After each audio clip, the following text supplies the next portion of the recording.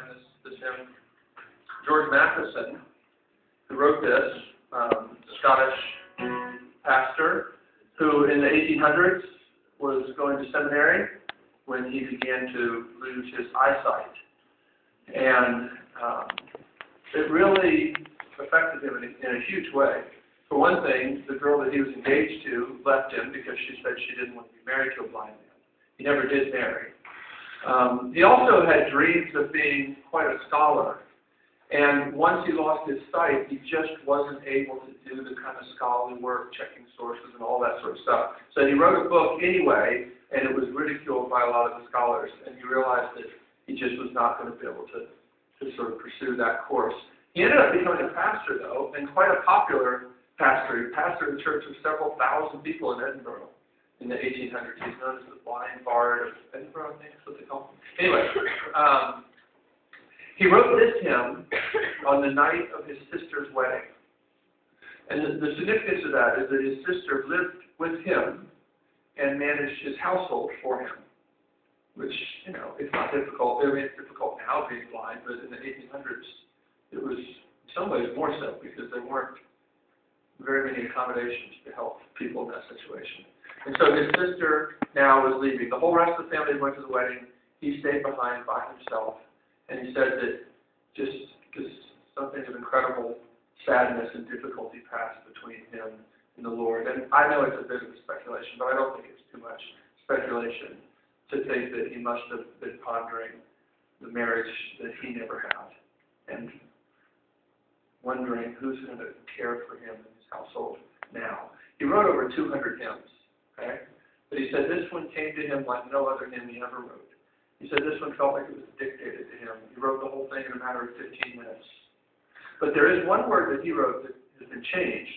And it was changed the first time it was published. He showed it to a hymn book editor who suggested in verse 3 that he change, I climb the rainbow through the rain, and change it to trace the rainbow through the rain. I think that's an unfortunate change, and here's why. I mentioned to you tonight what the rainbow image is really about. It's the battle bow. One of the Puritans said that if you don't understand justification by faith, that God's love for you is secured by what Jesus did on the cross, then every trial becomes a double trial. Because not only are you suffering, but you have the question raised for you, does God really love me? And what Matheson understands is in the midst of trials, Christians don't just try to hold their head up and say, well, you know, it's going to get better, you know, keep your head up, keep your chin up. No, I love that image. We climb the rainbow through the rain. We grab hold of the promise. We climb it.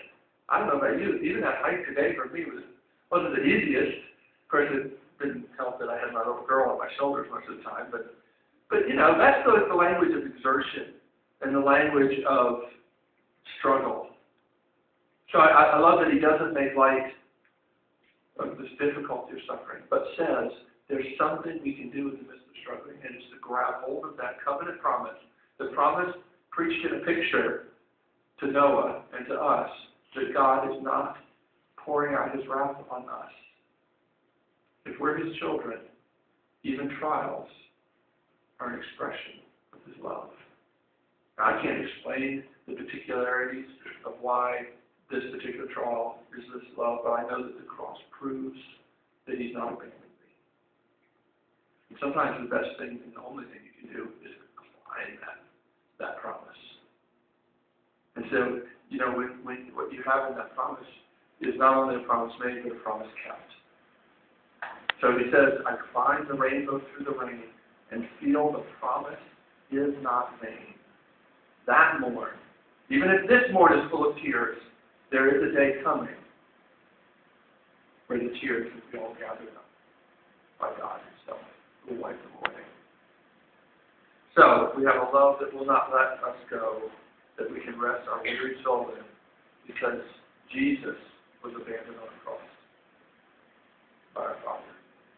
We should probably stand for this one. Let's stand. We don't stand.